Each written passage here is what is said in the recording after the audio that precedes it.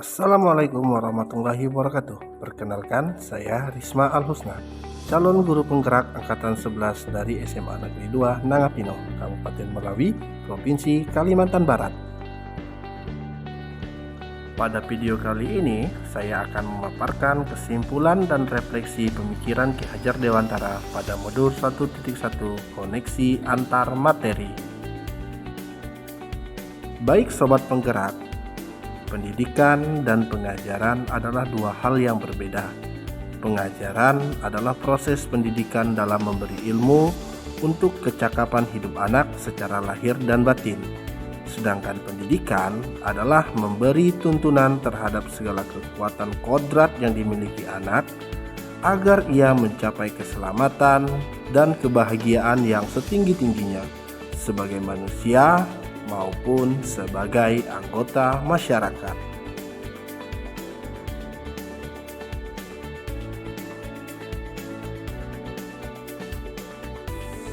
Sebelum saya mempelajari modul 1.1 tentang pemikiran Ki Hajar Dewantara, pembelajaran yang saya lakukan hanya sebatas transfer materi pelajaran. Lalu saya hanya melihat hasil nilai evaluasi murid sebagai hasil akhir ukuran kemampuan mereka, sehingga penuntasan materi lebih penting daripada kemampuan potensi lainnya.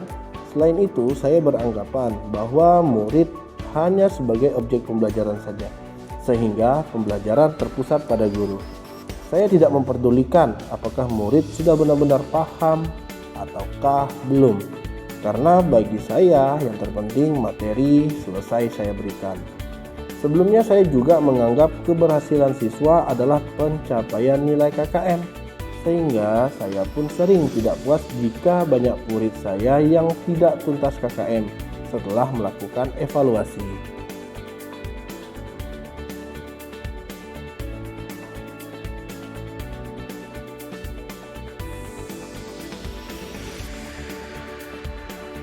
Namun setelah saya mempelajari modul 1.1 tentang pemikiran Ki Hajar Dewantara, saya menyadari bahwa apa yang saya pikirkan dan lakukan selama ini tidaklah tepat. Seharusnya saya melakukan proses pembelajaran secara menyeluruh, bukan hanya pada aspek kognitif saja, namun juga aspek afektif, psikomotorik, spiritual, sosial, dan budaya.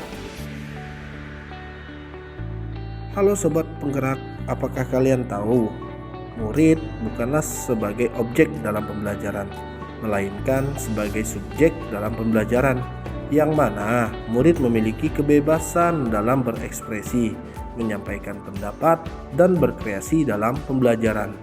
Dan guru hanya berperan sebagai fasilitator dalam pembelajaran.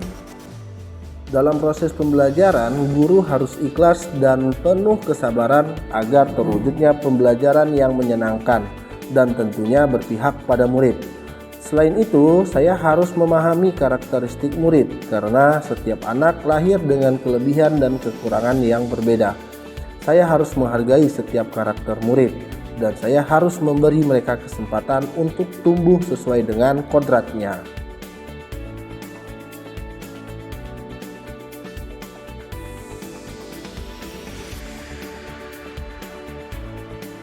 Ada beberapa hal yang harus segera saya terapkan dalam pembelajaran di kelas. Yang pertama, merancang pembelajaran yang interaktif dan menyenangkan dengan melibatkan murid sebagai subjek pembelajaran atau student center.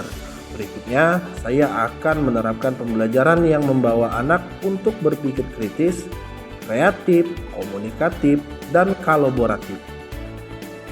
Dengan berpegang teguh pada konsep pembelajaran yang memerdekakan anak, pembelajaran tidak lagi menuntut, melainkan menuntun, karena tugas guru adalah memberi tuntunan atau arahan yang baik kepada murid, sehingga pembelajaran yang berpihak pada murid akan berjalan dengan baik. Demikian, semoga video ini menginspirasi kita semua. Akhir kata, wabillahi taufiq wal hidayah. Wassalamualaikum warahmatullahi wabarakatuh.